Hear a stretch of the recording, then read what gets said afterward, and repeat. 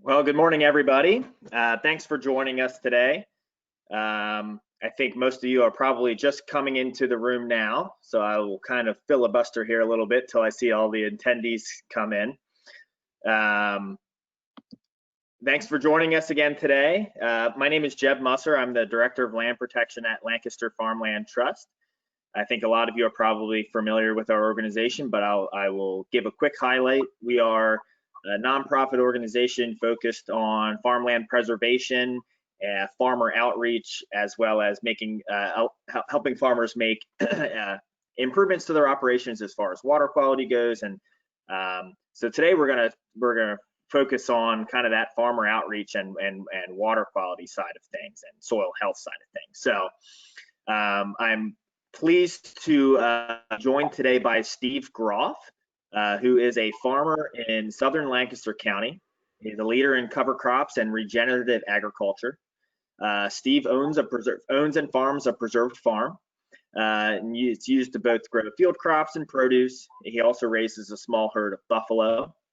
Steve is the founder of Cover Crop Coaching and Hemp Innovators, both businesses that leverage Steve's expertise in regenerative agriculture, which benefits farmers and educators around the world.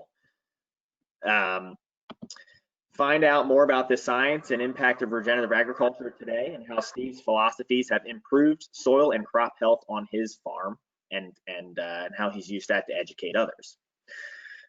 So today's webinar is going to be a little unique. We actually pre-recorded most of the content webinar just because of some of the more rural areas in Lancaster County and where Steve's farm is located. We don't have the greatest connection in the world, so we felt it was best to record most of the content ahead of time so we didn't have to deal with any connection issues. But we do have Steve on the call today who will be around to answer any questions you have after we review kind of the pre-recorded content. We'll have a live Q&A session with Steve. As you're viewing the content, if you think of any questions or comments, for those of you who have been on before, you might remember that we'll have you post any of those questions or comments in the chat or questions panel. You can do that at any time, and we will review those at the end of the video during our Q&A session.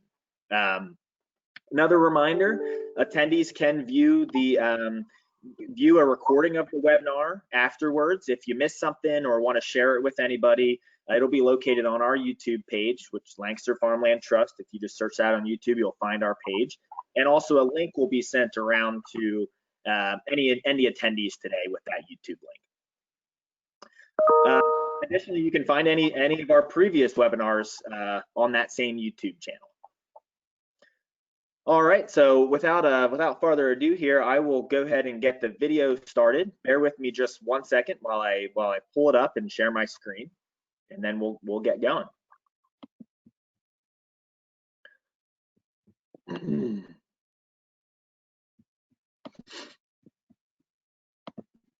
Well, hi everybody, my name is Steve Groff. I'm from southern Lancaster County, down near Holtwood, just north of Muddy Run Park, if you're familiar with the area.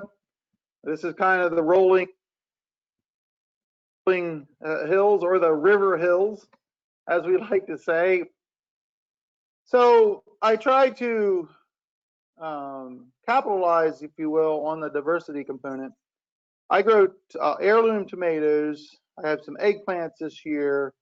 I grow seeds for cover cropping to sell to other farmers to use for cover cropping. A little bit of corn and a little bit of hay. So we try to get a nice mix, diversity. A lot of times markets come into play, where can you sell it, you know, and all those kind of things. That's just a general business issue there that we try to address. But the point in principle is I try to diversify as much as possible. Some of the outlets that I sell to, you might know Whole Foods being one. Some of these pumpkins that later on, once they mature, will end up in Whole Foods stores. I sell to the Mid-Atlantic Regional Distribution Center, so it gets all over the Mid-Atlantic region. Some of my tomatoes go there.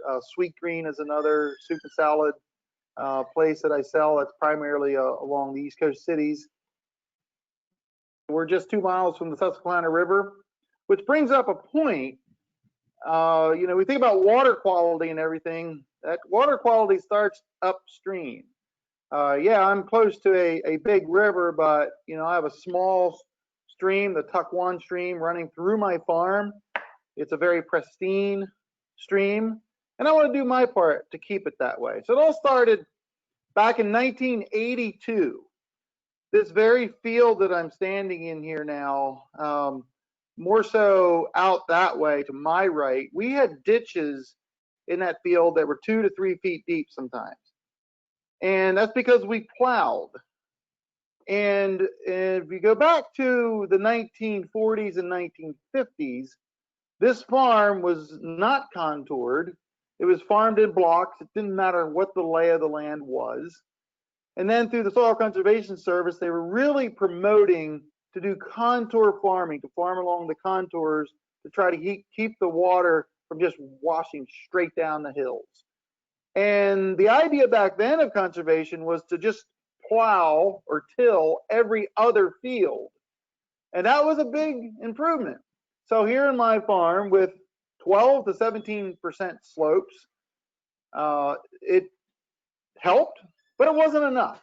So when I graduated from high school, I kind of started my college, if you will, here on the farm. And I like to tell people I'm still in college because I'm continuing to learn.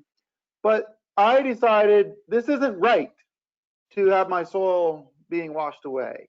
And also it took extra time for me to close those ditches up. I'll mention too that in the 80s, I didn't really care much about the Chesapeake Bay. I mean, that was just kind of out of sight, out of mind. We didn't hear much about it, so we didn't even know there was issues. But now in hindsight, looking back, what I started to do in the mid 80s also affected those downstream. So I was really caring more about myself. That's what got me started. Little did I realize that eventually I would be traveling around the globe talking about these methods that I do, that I've employed here on this farm. So we started no-till in 1982, and after a couple years, started getting a little bit better at it. It is a learning curve. It is a different way to farm. So through the 1980s into the 90s, then started thinking about cover crops, keeping the soil covered between our cash crops, primarily over winter from October till April. So using a cover crop that is still popular today, like cereal rye. That's pretty much the only cover crop we knew about in the 80s, early 90s. Fast forward to today, and all that we have learned, the amount of cover crop species is huge. I have literally tried nearly 50 species here on this farm, and mixes and so forth. So that's kind of a snapshot of my journey throughout the past couple decades. Now I want to show you a few things here. So let's go down. And obviously we're in a pumpkin field here today. These are pumpkins, and I don't know if you can see down in here is a tiny little pumpkin that was just pollinated. If you can see it down there, right there, just pollinated. That's going to turn into about a 20-pound orange jack-o'-lantern in October. Now you notice here where it's growing, it's a nice bed of straw or mulch. That's because last fall I planted a mixed species of cover crops, or a cover crop cocktail, like we like to say. There was triticale, which is a cross between wheat and rye. There was some hairy vetch. Actually, you can see a little bit of hairy vetch trying to grow here. This is a hairy vetch, and it's not really a weed here. It's not really interfering anything, what's going on today. But we had that crop. This provides, by the way, provides nitrogen. Notice how green these pumpkins are. All plants need nitrogen to grow. Typically, farmers purchase it or buy the nitrogen. And I'm growing most of my own nitrogen. We've cut the rates of fertilizer here by nearly 50%. So that's a savings for me. And if you know anything about chemistry, and agronomy. Like I said, all plants need nitrate, nitrogen to grow. That's a basis for these plants to grow. But nitrate, nitrogen, if it's in our water, that's not good. Okay, so you can have a good thing, but if it's at the wrong place, it's not good.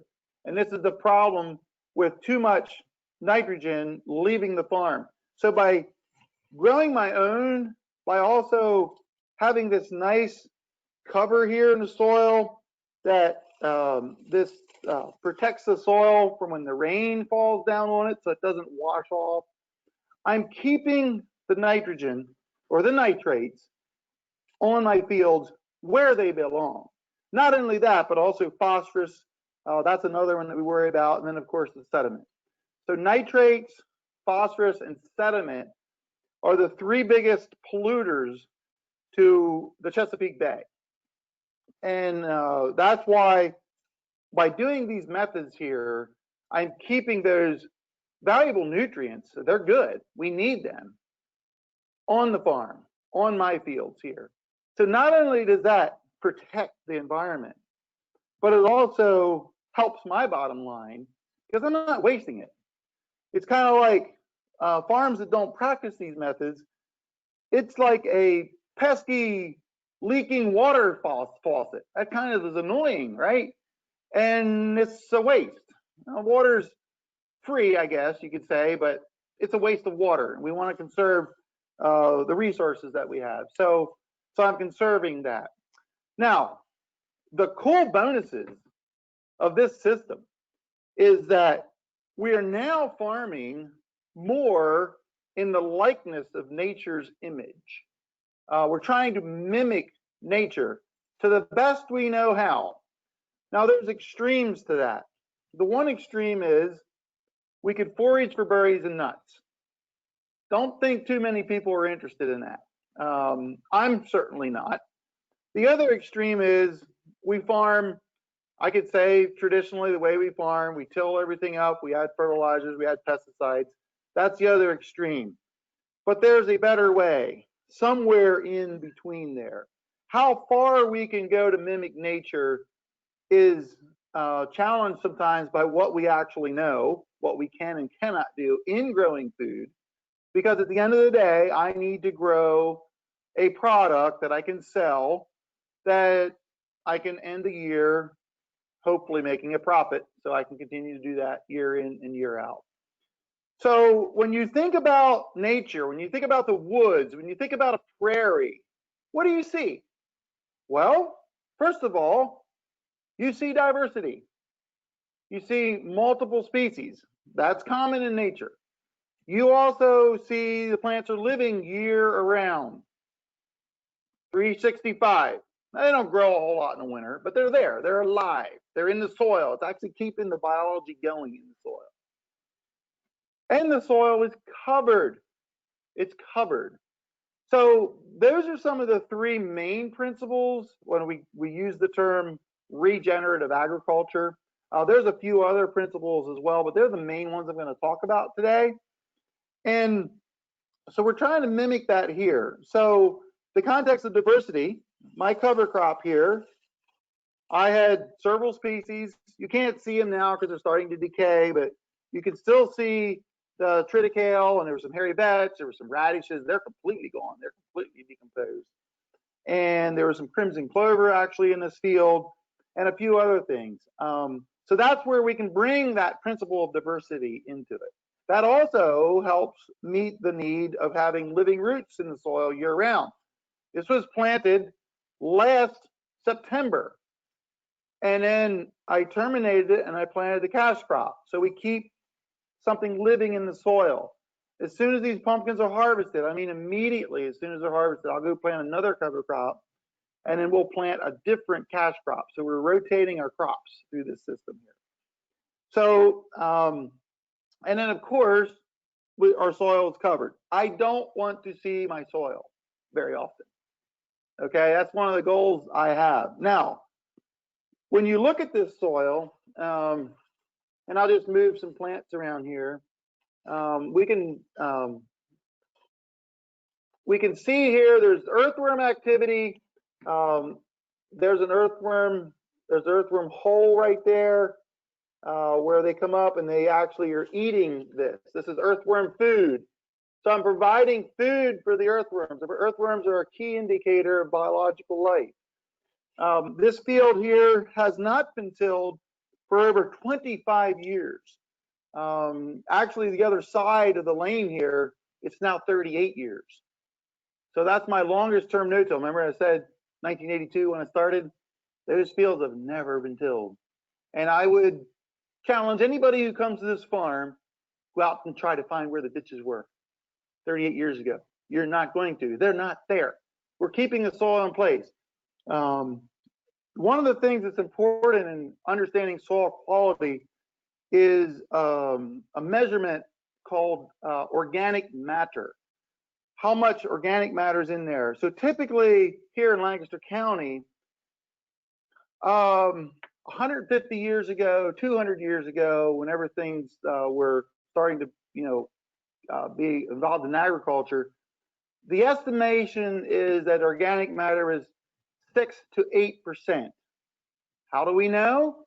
Well, if we test an undisturbed area, like the woods, or some area that we know hasn't been disturbed, that's the kind of rating we get, 6 to 8%. Most fields in Lancaster County have kind of gone down to 2 to 3% at best. Organic matter is the living portion of the soil. That is where our nutrients are stored. It's where water can be stored. So you want to have high organic matter. High organic matter in this area right now, for my definition, would be anything in the 6 to 8% range. So why is organic matter decreased? Because of tillage and lack of diversity and lack of growing. Without getting into all the science of that, when you till up the soil, the carbon, we've all heard of carbon, the carbon mixes with oxygen and becomes CO2, carbon dioxide. You all heard of that. Carbon dioxide escapes and leaves in a colorless gas. And so when we till up our soil, that's what's happening. We're essentially polluting the atmosphere with higher carbon dioxide. Not good. We all know about that. What we're doing here with this system, these plants over last winter or last fall and then this spring, plants need carbon dioxide to grow. So in the cycle of life, plants need carbon dioxide to grow. So these plants took in carbon dioxide, their roots put it in the ground in here, and it's the carbon is the CO2, now carbon dioxide is now in the carbon. This is actually carbon. So we're actually sequestering it out of the atmosphere and sequestering it in these soils here. So now my soils here have gone, this is a 6% organic matter soil now. It's nice and crumbly. It's gone from 2% 30 years ago to 6% now. So it's tripled. And now I estimate that on my small 200-acre farm here, based on formulations, that I am offsetting the 200 cars a year, the average of 200 cars of, we'll say, polluting CO2. I'm actually putting that back in the ground, in the soil. And that's a good thing. So CO2 in itself is not bad. It's just how we manage it. And it's like our own bodies. A little sugar is not bad. A lot of sugar, not good. So that's just an analogy here. It's all about managing the carbon dioxide cycle, the carbon cycle. And the cool thing about it is, if we learn how to do this, we can reduce our inputs. We can have a more resilient soil here that's able to, I'll say, take care of weather extremes, hot, cold, wet, dry, whatever happens. Doesn't mean it's not challenging, but I'll tell you, if you have a 6% organic soil, organic matter soil, you're going to do better in a drought. You're going to do better in wet.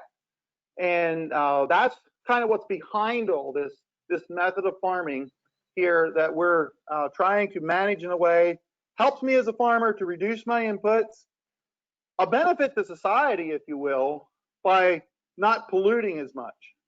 And we think about the water a lot of the time. So it's really exciting to be a part of this.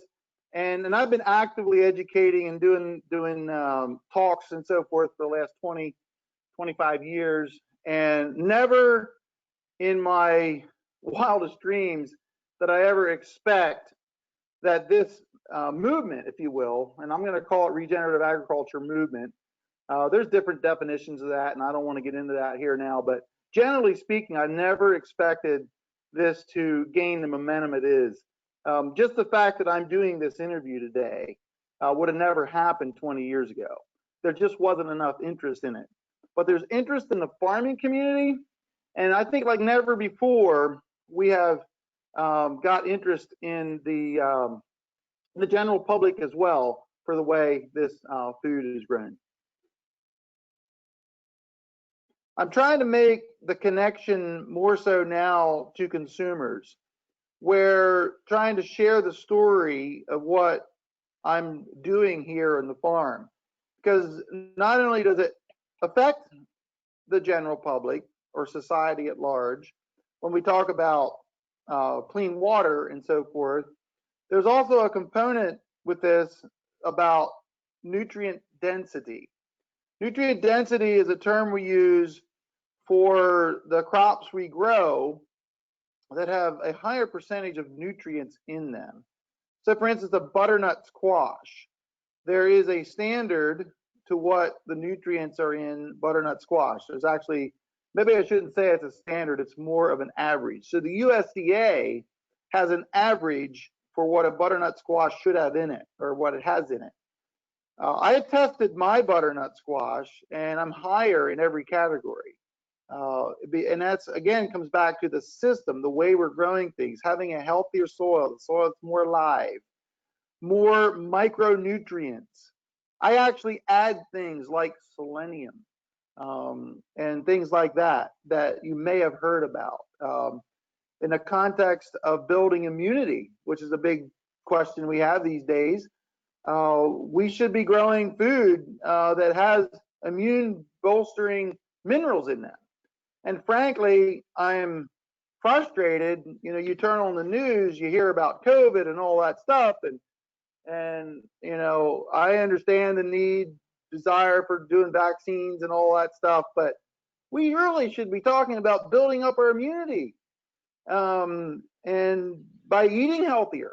That's part of our problem here, I guess I would say. You know, we have a fantastic health care system, but from my perspective, it's a little one-sided. I'd like to see a little bit more on how to grow healthy food and how to eat healthy food to take care of our own health care, if you will, in a more defensive way. So this all is the foundation for what I do on my farm. It's not just about the soil, it's not just about the water, but it actually is about human health. So all these ideas and things that I do have been, you know, percolating in my mind, and for probably 10 years now, I say I've been threatening to write a book. Well, I did, and actually it just came out. It's called The Future-Proof Farm: Changing Mindsets in a Changing World. And this is basically just talking, I got lots of pictures in here about, it's kind of my story, but it's also my perspective on how I see the future of farming. So this is written to farmers to inspire them to look into this way of farming. It's also written to food vendors who take what I grow and then sell it to the general public, because I'll give examples in here of several different stores and restaurants who are promoting these concepts, they're promoting healthy eating. But also this book is for consumers, and you don't have to be a farmer to appreciate this. It's an easy read, give you kind of a sneak peek into a farmer's life, but also to help you be discerning when you're choosing where your food is coming from. I'll just say that I'm not one that says my way is the only way. It's not. My way is one of the ways that I feel is a good, healthy way. Because I'm not here to bash anybody else, whether it be organic or now we hear regenerative organic, we hear beyond organic. All these definitions are being thrown out there, and sometimes you gotta read between the lines a little bit. So this is more of my perspective on what I'm doing, what works for me, where I see the future going. So this book can be picked up, stevegroff.com. Go there and you can order it if this interests you, stevegroff.com. I'm really proud of it, the way it turned out. I'm really happy. It's been quite an experience for me. So my goal here, again, is to make farms more resilient, and that's in the soil, cleaner water, of course, but also just financially. I mean, you may think that, being that I've done all I've done, that it's easy for me. It's not. I still got to make ends meet. And this is not a lucrative business, I'll just say. I honestly, I wouldn't want to do anything else, but I want it to be able to pay the bills, so that I can keep doing this and pass this down to the next generation. My son is 23 years old. He's taking over more of the farm, and again, allowing me to do things like write books, if you will.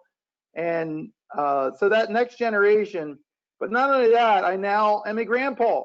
So I have 2 grandchildren. And one of the coolest things, and I actually have a picture in the book here, when I showed my granddaughter her first earthworm when she was 2 years old. Actually, it was right here in this field, right behind me here. And just to show her that and to see her intrigue. Of course, she doesn't understand a whole lot yet, but to me, it meant a lot to be able to share to the next generation what I'm doing here, the legacy that I can leave, that they can actually build upon what I've learned, because there's so much more to learn. I certainly haven't figured it all out yet, but that's what I enjoy about agriculture. That's what I enjoy about this whole food paradigm that we're talking about. So I would just encourage you to think a little bit about where you get your food, and support those farmers, and those farmers who are trying to preserve their farms, of course, preserve their livelihood. All that is involved here. So I just want to thank all of you who are already doing that, who are actively doing that. But our heritage here is one we want to keep, but also not only that, we want to expand and get better at this. So I thank you for the time that you've given me to share a little bit of my thoughts here today.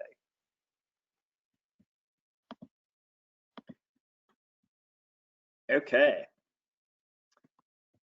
Well, thank you, Steve, for well, hi, everybody. Sorry about that.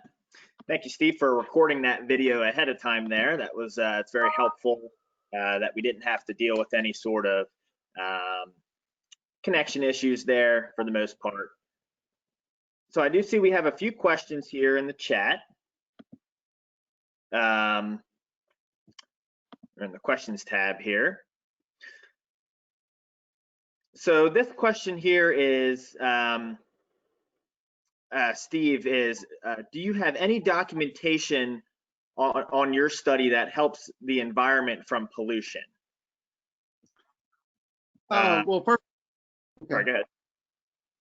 Well, that's a pretty general question, a pretty broad question. I don't have any study on a whole farm basis.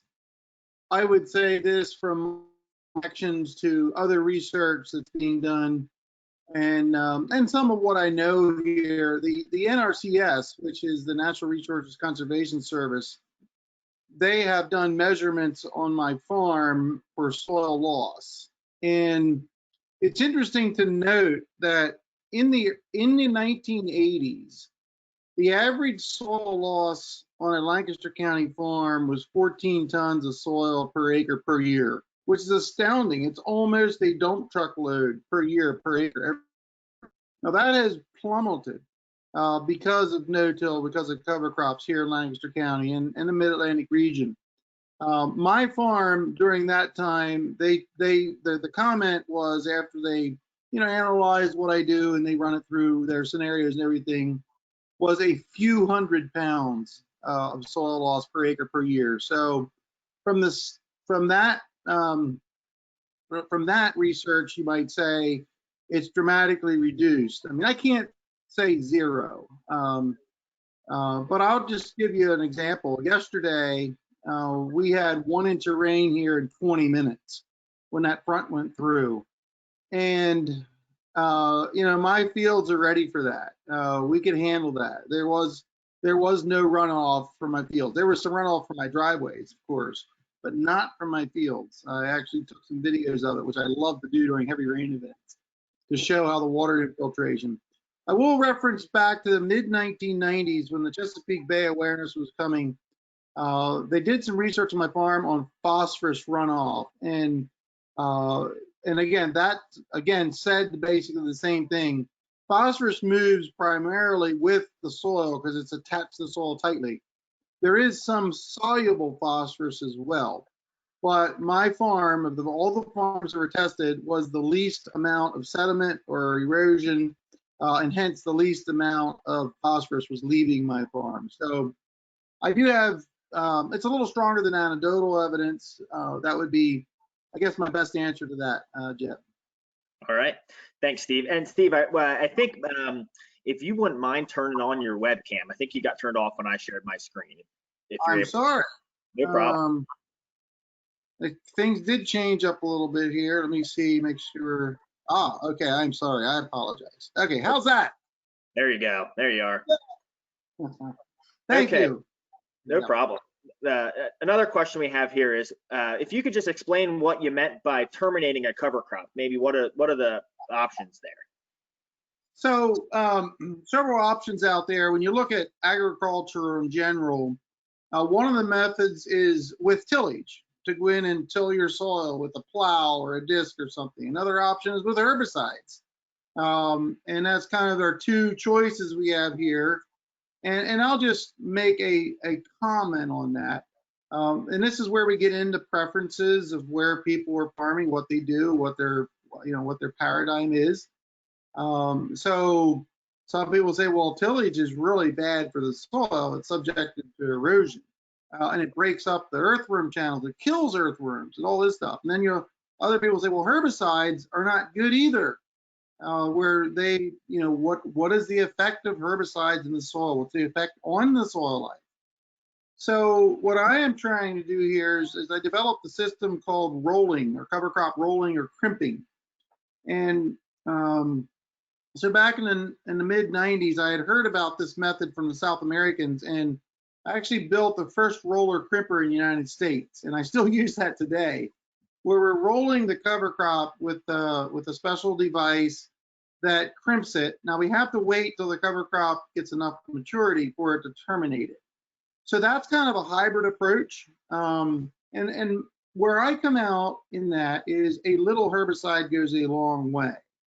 So just as cars pollute, just as cars are dangerous, no matter what system we're growing food, unless we're foraging for berries and nuts, and I reference that there, that's going to be pretty environmentally friendly, but not many of us want to do that.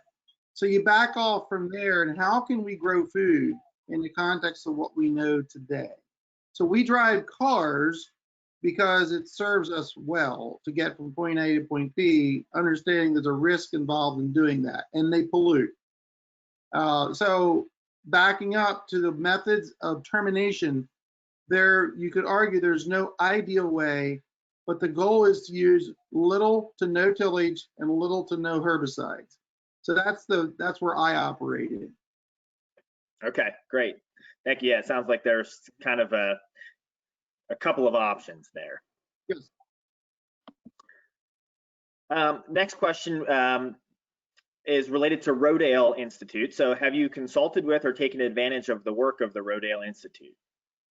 So that's a great question, Jeb. I have done many speaking engagements at Rodel. I have partnered with Rodel in, I would say 4 or 5 field days here at my farm. And I have off and on over the years, I've had, to one degree or another, an active relationship with Rodel. So it's a two-way street. I learn from their organic methods. I also teach to the organic people in the Rodel Institute. And so to this day, I have an active relationship with the Rodel Institute. Great. The next, not really questions. We just have a couple of comments here. One of the attendees was just pointing out that coincidentally, the subject for today's shortwave science podcast on NPR is regenerative agriculture. So timely there. Right. And many of the concepts that you were describing, Steve, were being discussed on that podcast. Mm-hmm. And then an attendee also posted a link, I believe, to that same podcast. Without opening up, I can't verify that, but we can certainly share that with the attendees afterwards. Oh, good. Paging down here, another question is, Steve, do you have any sense on how many farmers in Lancaster County have converted to regenerative agriculture? Well, it's going to have to be kind of a best guess, because you can't give these nice categories of who's doing it, who's not doing it. It's not black and white. Some farmers are doing parts of it. Some farmers are all in. I can give you some numbers that I do know are factual.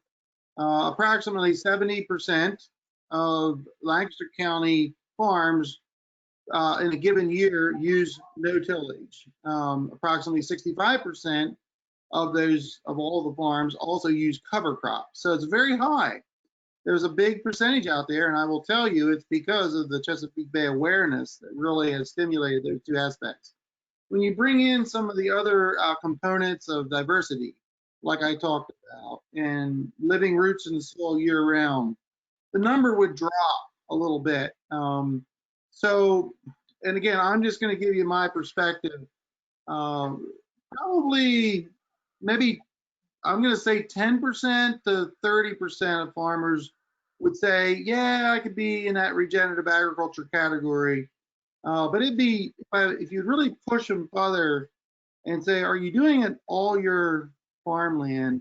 That number would drop, I'm again guessing in the 5% range maybe. So again, it depends on your definition, and trust me in this, the definition of regenerative agriculture is pretty broad. Okay. And I'll just say one comment. The last 20 years, the buzzword was sustainable agriculture. And it wasn't long till everybody was sustainable, because it's a buzzword.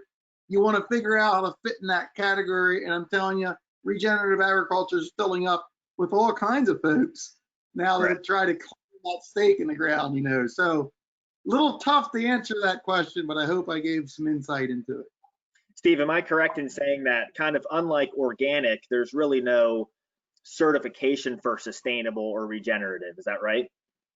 At this point, there isn't any broad certification. You'll have some out there, and they're very rare, that have their own definition, but organic is kind of the benchmark of a certification. And I got to say, too, you need to be astute when you hear the term organic, because some people they'll say they're organic, but they may not be certified organic. Certifying is when a third-party agency basically validates what you're doing. Okay. Other people want to do that because there's paperwork, and then there may be a time where some of the things that organic prohibits that they want to use for whatever reason. So if organic is something that you're really concerned about, make sure that it is certified, or there's a third-party validation of it. So even, again, everything I said about regenerative, you can almost apply to organic. And then some people say, well, I do it natural, or I'll say no sprays. Well, no sprays is very vague, because actually organic farmers do spray. Sometimes it's just organic pesticides, natural pesticides to kill worms or to help in disease. And organic is not free from pesticides. It's just that they use natural occurring type products on their field. So, you know, there's a lot of almost ambiguity that is in all this, and most consumers are not aware of all those definitions. So before you see, you know, something on social media that really gets your ilk, or gets you fired up, you better know where people are coming from, what they actually are meaning when they make statements and so forth. Sure. Following up from the 2 questions ago related to Lancaster County farmers converting to regenerative agriculture, specific to the Amish or plain sect community, have those farmers jumped on board with regenerative agriculture? I'm glad that question was brought up. You know what's really interesting? And I speak to Amish farms. I'm going to one tomorrow for a small meeting, and I do about a dozen or more a year. And then, of course, there's a lot of Amish at the meetings I speak at around here locally. What is fascinating to me is that, again, I don't have exact statistics on this, but the implementation of, and we'll say, regenerative agriculture techniques is very similar to the English or the non-Amish. And there's, you know, the Amish, even though quite a few of them are no-till and quite a few of them are using cover crops, and it's kind of, I guess you would say, almost comical in a way to me, to hear Amish farmers debating among themselves about some of the validation of these practices. You know, because that's one thing within the Amish community, they're free to farm the way they want, pretty much. And there's a false assumption out there. I remember I had a tour group from Japan once that came to my place, and I told them that we'll get to meet my neighbor Amish, and they were dismayed to find out that not all the Amish are organic. They just assumed they had to be organic. So the percentage of organic, the percentage of no-till, cover crop, regenerative agriculture is quite similar to the non-Amish, and I find that kind of fascinating, actually. Yeah, it's interesting, some of the kind of misconceptions out there. Yeah. So some questions that we had submitted ahead of time here, and certainly folks in the audience, feel free to continue to submit questions as you think of them, or follow-up questions. But Steve, there are a lot of terms. I mean, you kind of touched on this a little bit. So if you have anything else to add, certainly feel free, but if you feel you covered it, let me know. There are a lot of terms used to describe how farmers farm: organic, sustainable, free range. How does regenerative fit into these other philosophies? Is regenerative kind of the big umbrella and some of those fall underneath, or how do you see that? Probably too early to say that other ones fall underneath regenerative agriculture. It'd be my observation from a national basis here that regenerative agriculture is, and I'm going to say at the very least, it's the buzzword of the day. That includes, you know, less tillage, more cover crops, more diversity, living roots year-round, use of animals. I didn't mention that in my other the video that you had. But I'm glad you got this opportunity now. If you can incorporate animals into your farm, that is more of the ideal here. So you can call yourself organic, sustainable, whatever, and it all could fit under the regenerative agriculture category. The term of regenerative agriculture, again, it does mean different things to different people. So that's just, again, you kind of have to ask questions if you really want to drill down to what people are talking about. Ask them, well, how do you manage your fields? How do you manage your farm in respect to growing techniques and all that? Then you can kind of see exactly what they mean by that term. It's just like the word natural. I mean, you walk in a grocery store and you see natural on the label. What does that mean? That means different things to different people. So does the word local. You know, what's your definition of local? What's the seller's definition of local? It may be 1,000 miles apart. So you got to ask questions if you're serious about this to find out exactly what people are talking about. Right, right. Next question is specific to the rolling and crimping you spoke about, Steve. Where, if someone wanted to kind of get a crash course or more information on that, is there a good, you have a good recommendation on where they could find more information about it? Hey, just Google it up, rolling, crimping, cover crops. It would be associated with my name, with Rodel Institute. They help to promote that. Okay. So there's plenty of information. There's all kinds of rollers where actually there's a INJ manufacturing in eastern Lancaster County is probably maybe one of the most popular manufacturing of cover crop rollers in the U.S. So yeah, there's plenty of information on the internet. If you're really serious about it, you can find a lot. Okay. Next question, and I can help at least answering part of this, Steve, and if you want to jump in, certainly feel free. But is there a role for government to incentivize regenerative agricultural practices? So I would answer yes. There can be a role. There are some counties in central Pennsylvania that have cover crop incentive programs. Really, if farmers enrolled their fields in cover crop, there's an incentive from the county's basis. So the county government and local governments can certainly have a role there. There are other kind of funding sources out there occasionally to help folks either convert to no-till or maybe get a conservation plan updated that would help them address some of the resource concerns on their property. There's funding sources for that.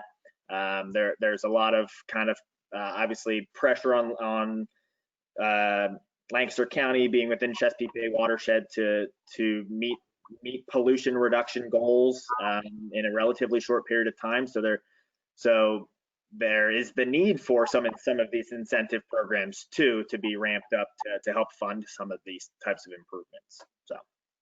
Well, I'll just follow up with that, Jeb. They're definitely, from the government side of things, it's headed, I think, in the right direction. More and more awareness and so forth.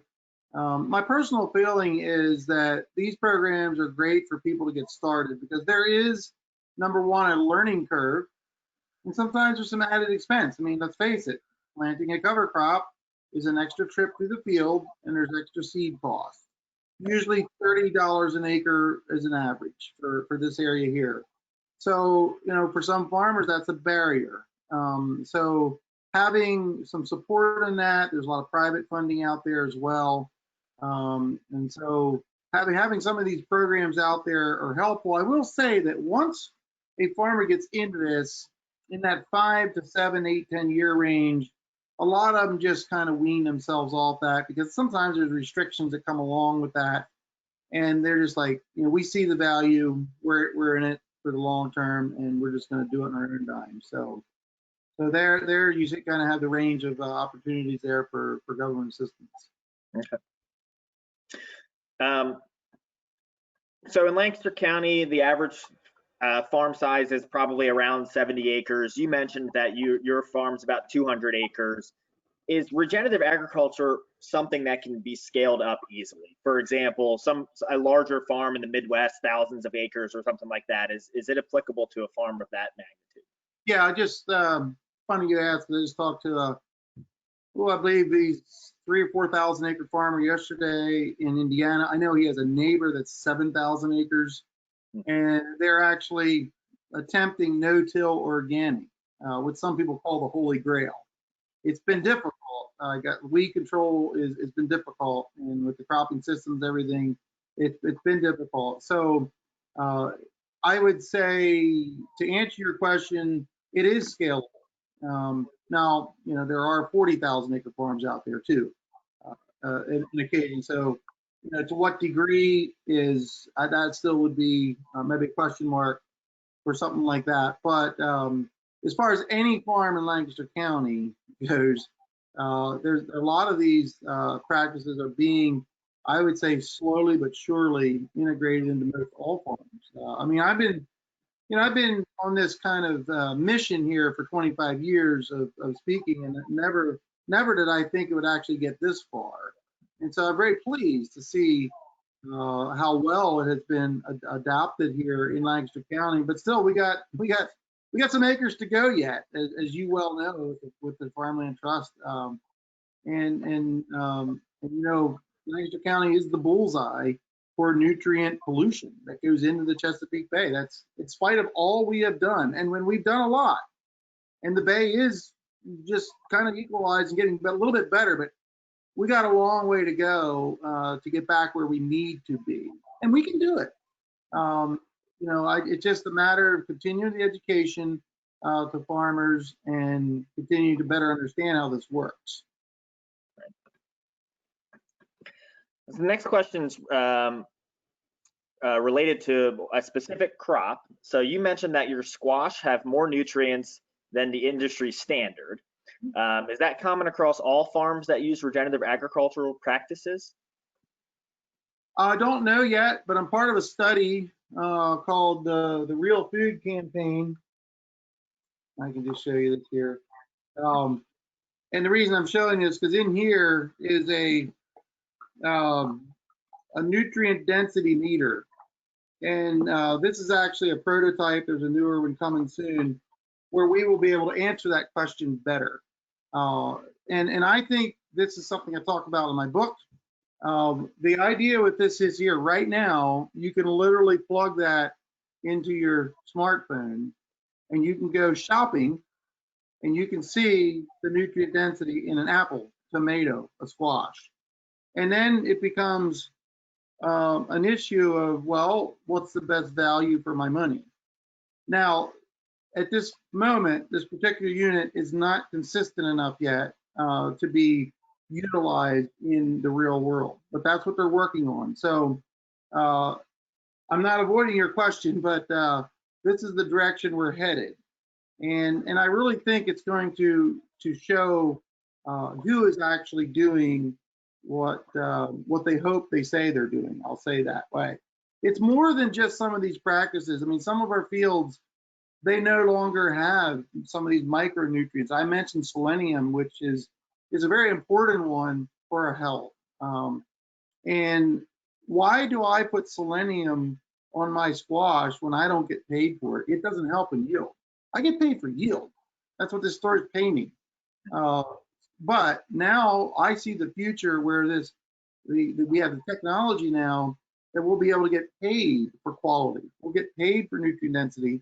So I'm trying to be in the forefront of that. And so far, some of the stores I sell to, they appreciate what I do, and I can show them the data that my butternut squash tested higher than the national average. And that's the story. A big part of marketing is a story. But the next step will be to prove it. Prove it that you're actually doing this. I can prove it with testing, but what if I can prove it in the store? So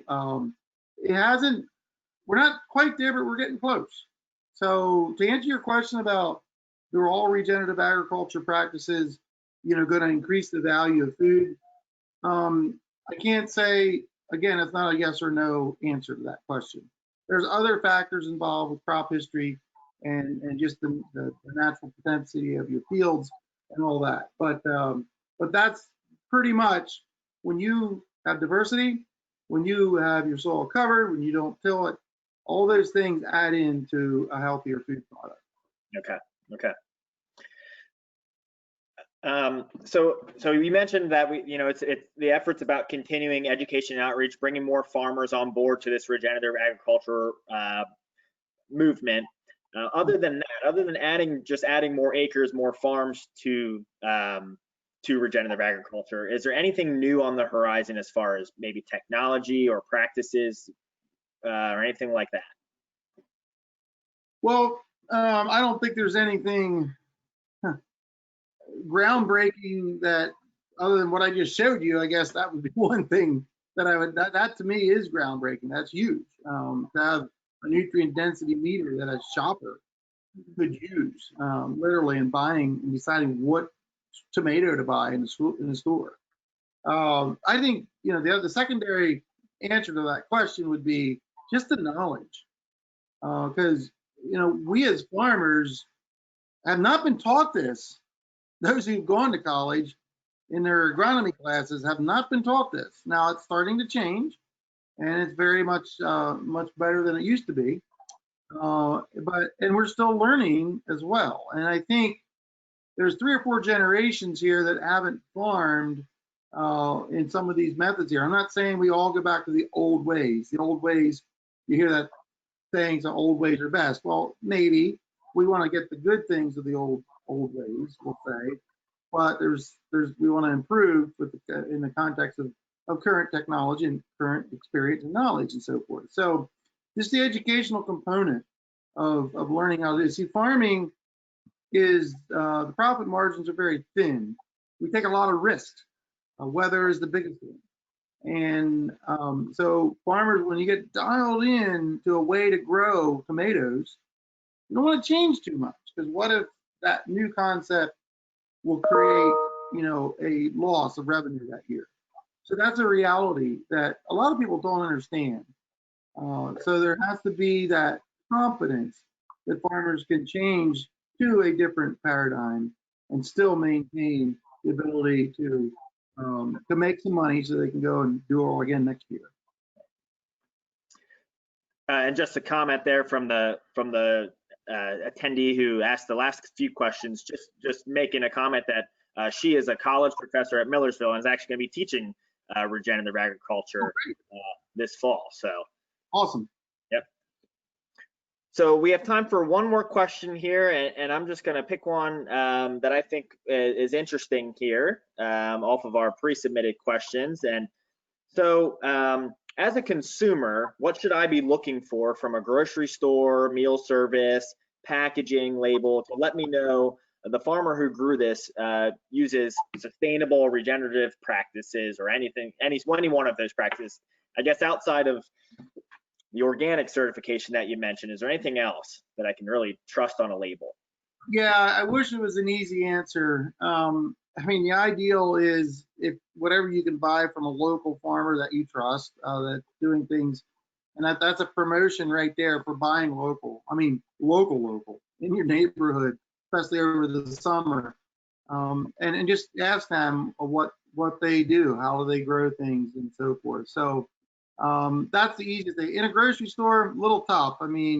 Sure, you can look at someone's website, but we all know that websites can be misleading sometimes, we'll say. And so, it's something, just do as much research as you can. You kind of have to go with, I don't want to say go with your gut, but go with what seems right in this globalization, global world that we live in.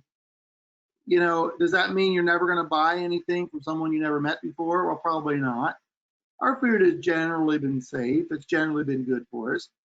But just do as much research as you feel compelled to, is what I say. And I just come back to, if you can meet with your local farmer, that's the best, and see where I can. Or I'll even say, try to grow some of your own food in the garden.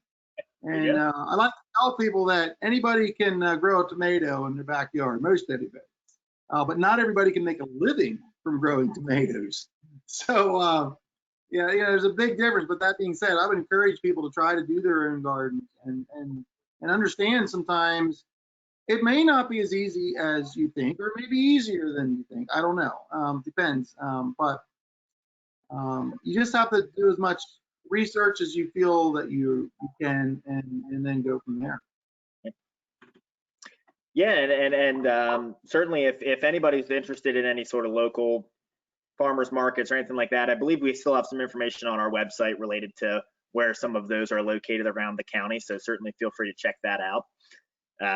Well, that brings us pretty much to 12 o'clock here, Steve. I want to extend our thanks from the trust and from the audience for being willing to participate on this, and being willing to record that video ahead of time. To actually, I know folks really enjoy getting kind of that on the farm experience, whether it be virtually but I think they really enjoy that rather than just us sitting here and talking the entire time. So I really appreciate you accommodating that. And just as a reminder to the audience, there will be a recording of this available that'll come out through email probably in a few hours here once it gets processed.